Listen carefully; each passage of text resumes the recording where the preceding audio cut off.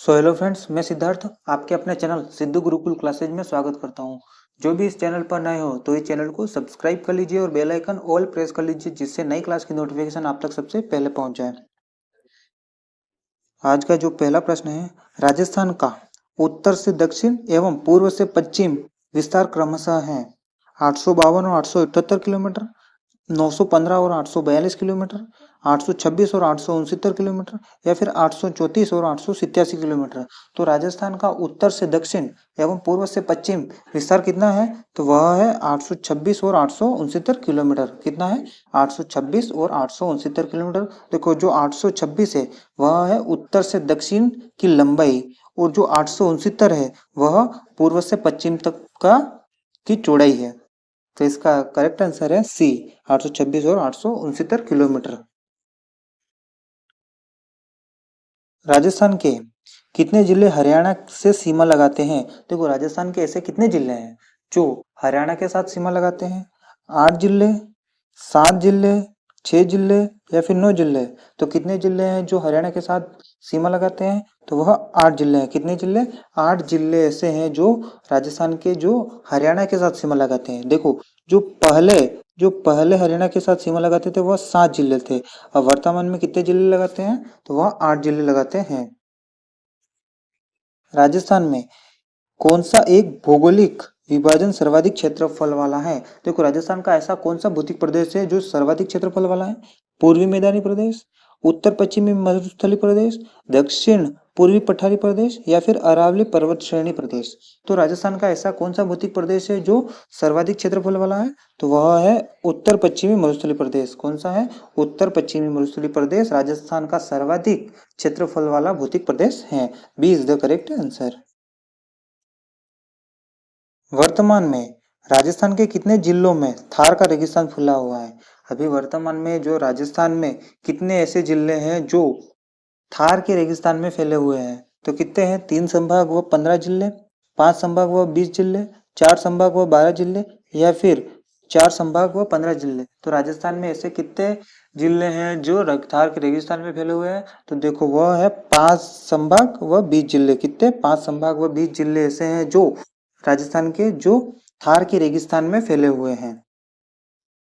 ईर्ग कहलाता है पूर्णतया चट्टानी मरुस्थल, पूर्णतया रेतीला मरुस्थल, मिश्रित मरुस्थल, या फिर इनमें से कोई नहीं। तो ईर्ग क्या कहलाता है? तो ईर्ग कहलाता है पूर्णतया रेतीला मरुस्थल। क्या कहलाता है? पूर्णतया रेतीला मरुस्थल ईर्ग कहलाता है। B is the correct answer. निम्न में से सर्वाधिक गतिशील एवं स्थिर बालू का स्तूप है? बरखान, अनुदैर्य, अनुप्रस्थ, या फिर पैराबोलिक। तो ऐसा कौन सा बालू का स्तूप है जो सर्वाधिक गतिशील एवं स्थिर है? तो कौन सा है? तो वह है बरखान बालू का स्तूप। कौन सा है? बरखान बालू का स्तूप एक ऐसा स्तूप है जो सर्वाधिक गतिशील एवं स्थिर है। गोडवाड़ प्रदेश राजस्थान के किस वृहद भू आकृति विभाग का भाग है? पूर्वी मैदानी प्रदेश, पश्चिमी शुष्क प्रदेश, हाड़ौती प्रदेश, या फिर गगर प्रदेश। तो कौन सा भू आकृति विभाग का भाग है? तो वह है पश्चिमी शुष्क प्रदेश। कौन सा है? पश्चिमी शुष्क प्रदेश। B is the correct answer. विध्यन कंगार भूमि निर्मित है चूना पत्थर से, स्टेली पत्थर से, बालूका पत्थर से, या फिर ग्रेनाइट चट्टानों से। जो विध्यन कंगार है भूमि है वह किससे निर्मित है? तो वह किससे निर्मित है? तो वह बालू का पत्थर से। किससे? बालू का पत्थर से निर्मित है। C is the correct answer. Rajasthan का दूसरा सबसे ऊंचा पठार है उड़िया का पठार, आबू का पठार, भोराट का पठार, या फिर भोमट का पठार। तो राजस्थान का ऐसा कौन सा पठार है जो दूसरा सबसे ऊंचा पठार है? तो वह है आबू का पठार। कौन सा है? आबू का पठार। और जो उड़िया का पठार है वह कौन है? वह कौन सा है? तो वो सबसे ऊंचा पठार है। कौन सा है? सबसे ऊंचा पठार है जिसकी लेंथ है 1360 मीटर। कितनी है? 1360 मीटर इसकी लेंथ है। और दूसरा जो सबसे ऊंचा पठार है वह है आबू का पठार। सुमेलित कीजिए, एक तरफ पहाड़ी दी हुई है, एक तरफ जिले दिए हुए हैं। जो बीजासन की पहाड़ी है वह कहाँ पर है, तो यह भीलवाड़ा के अंदर ही है। और भामती की पहाड़ी यह कहाँ पर है, तो यह भी बारां के अंदर ही है। और जो ईगल की पहाड़ी है यह जयपुर में है। कहाँ पर स्थित है, ये जयपुर में है। और जो सपोट्रा की पहाड़ी है वह कहाँ पर स्थित है, तो यह है करौली में स्थित। कहाँ पर स्थित है, करौली में स्थित है। यह इस प्रकार सम्मिलित है। चोटी और जिला में असंगत छाटी है। एक तरफ दिए हुए हैं पर्वत चोटियां और दूसरी तरफ दी हुई है जिले। तो देखो जो बिलाली पर्वत चोटी है वो अलवर में, बाबई ये जयपुर यहाँ पे नहीं है, ये जयपुर यहाँ पर है, जयपुर, जयपुर ग्रामीण है। बाबई जयपुर, कुंभलगढ़ राजसमंद। जो भोजगढ़ है वो सीकर में नहीं है, ये कहाँ पर है, तो यह है नीम का थाना में। कहाँ पे है, नीम का थाना में। ये पर्वत चोटी है वह नीम का थाना में है। तो इसमें कौन सा ऑप्शन असंगत है, वह है भोजगढ़। देबांग दर्रा अवस्थित है कहाँ पर, उदयपुर में, सिरोही में, पाली में या राजसमंद में। तो देबांग दर्रा कहाँ पर अवस्थित है, तो यह है सिरोही में। कहाँ पर है, सिरोही में। B is the correct answer. Bharat के कुल क्षेत्रफल में राजस्थान का क्षेत्रफल है, जो भारत के क्षेत्रफल है उसमें राजस्थान का कितना क्षेत्रफल है, तो वह है 11.60%, 10.11%, 10.41% या फिर 5.6%। तो जो भारत के कुल क्षेत्रफल में जो राजस्थान का क्षेत्रफल है वह है 10.41%। देखो जो भारत का क्षेत्रफल है, जो भारत का क्षेत्रफल है वह कितना है, तो वह है 32,87,263 वर्ग किलोमीटर। देखो 32,87,263 किलोमीटर, कितना, 263 वर्ग किलोमीटर, कितना वर्ग किलोमीटर। और जो राजस्थान का है वह है 3,42,239 किलोमीटर, कितना, 3,42,239 वर्ग किलोमीटर, यह है राजस्थान का। राजस्थान में अरावली की सबसे न्यूनतम ऊंचाई किस जिले में पाई जाती है। राजस्थान में ऐसा कौन सा जिला है जिसमें अरावली की सबसे न्यूनतम ऊंचाई पाई जाती है, तो कौन से जिले में अरावली की सबसे न्यूनतम ऊंचाई पाई जाती है, सीकर में, जयपुर में, उदयपुर में या फिर अजमेर में। तो कौन से जिले में, तो अजमेर जिले में अरावली की सबसे न्यूनतम ऊंचाई पाई जाती है। कौन से जिले में, अजमेर जिले में अरावली की सबसे न्यूनतम ऊंचाई पाई जाती है। D is the correct. निम्न में से जिले में उपाद्र जलवायु नहीं पाई जाती है, तो किस जिले में उपाद्र जलवायु नहीं पाई जाती है, नीम का थाना में, ब्यावर में, सीकर में या फिर भीलवाड़ा में। तो कौन से जिले में उपाद्र जलवायु नहीं पाई जाती है, तो यह सीकर जिले में। कौन से जिले में उपाद्र जलवायु नहीं पाई जाती है, तो सीकर जिले में उपाद्र जलवायु नहीं पाई। कोपेन के जलवायु वर्गीकरण के अनुसार निम्न में से कौन सुमेलित हैं। देखो CWG Bharatpur, BWHW Barmer, BSHW Ganganagar या फिर AW डूंगरपुर। तो कोपेन के जलवायु वर्गीकरण के अनुसार निम्न में से कौन सा सुमेलित है, तो वह है, ये दो सुमेलित है, CWG भरतपुर में है और AW जो कि डूंगरपुर में है। तो दोनों सुमेलित हैं। देखो CWG इसका मतलब है, CWG का मतलब है उप आर्द्र जलवायु प्रदेश। क्या, उप आर्द्र जलवायु प्रदेश। क्या, उपाद्र जलवायु प्रदेश। और जो BWHW, BWHW ये है शुष्क उष्ण मरुस्थलीय प्रदेश। शुष्क उष्ण मरुस्थलीय, शुष्क उष्ण मरुस्थलीय प्रदेश। और देखो BSHW ये है अर्ध शुष्क जलवायु प्रदेश, अर्ध शुष्क जलवायु प्रदेश, प्रदेश। और AW, और जो AW है वह है उष्ण कटिबंधीय आर्द्र जलवायु प्रदेश। उष्ण कटिबंधीय, उष्ण कटिबंधीय आर्द्र, आर्द्र जलवायु प्रदेश। क्या है AW? उष्ण कटिबंधीय आर्द्र जलवायु प्रदेश। राजस्थान में प्रवेश करने वाली पश्चिमी विक्षोभों की उत्पत्ति का क्षेत्र है। जो राजस्थान में प्रवेश करने वाली पश्चिमी विक्षोभों की जो उत्पत्ति है उसका क्षेत्र है अरब सागर, बंगाल की खाड़ी, भूमध्य सागर या फिर हिंद महासागर। तो इसकी जो उत्पत्ति का क्षेत्र है तो कौन सा है? वह है भूमध्य सागर। कौन सा है? भूमध्य सागर। 1000 MB की समदाब रेखा जुलाई माह में गुजरती है। जो 1000 MB की जो समदाब रेखा है वह कौन कौन से जिले में जुलाई माह में गुजरती है? सिरोही, उदयपुर, सलूंबर, प्रतापगढ़, झालावाड़। सिरोही, प्रतापगढ़, कोटा, बारां, उदयपुर, चित्तौड़गढ़, कोटा, बारां या फिर जालोर, पाली, अजमेर या करौली। जो 1000 MB की जो समदाब रेखा है वह जुलाई माह में सिरोही, उदयपुर, सलूंबर और झालावाड़ से गुजरती है। A is the correct answer.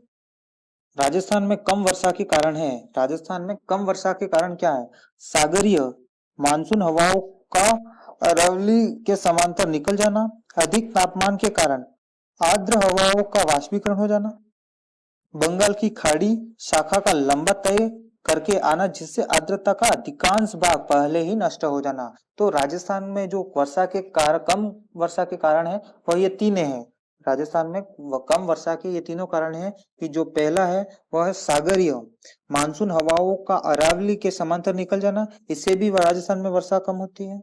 अधिक तापमान के कारण आर्द्र हवाओं का वाष्पीकरण हो जाना, इससे भी राजस्थान में कम वर्षा होती है। और बंगाल की खाड़ी शाखा का लंबा मार्ग तय करके आना जिससे आर्द्रता का अधिकांश भाग पहले ही नष्ट हो जाना, इससे भी राजस्थान में कम वर्षा होती है। ये तीनों कारण राजस्थान में कम वर्षा होने के कारण है। राजस्थान में वर्षा की परिवर्तनशीलता सबसे कम है। जो राजस्थान में वर्षा की जो परिवर्तनशीलता है वह कौन सी दिशा में सबसे कम है? पश्चिमी भाग में, उत्तर पश्चिमी भाग में, दक्षिणी पूर्वी भाग में या फिर जैसलमेर तथा आसपास के क्षेत्रों में। तो राजस्थान में वर्षा की जो परिवर्तनशीलता है वो सबसे कम कौन सी दिशा में है? तो वह है दक्षिणी पूर्वी भाग में। कौन सी दिशा में? दक्षिणी पूर्वी भाग में। थार्नस्वेट वर्गीकरण के अनुसार निम्नलिखित में से कौन सा बांसवाड़ा व डूंगरपुर की जलवायु को दर्शाता है? EA-D, CA-W, DB-W या फिर DA-W।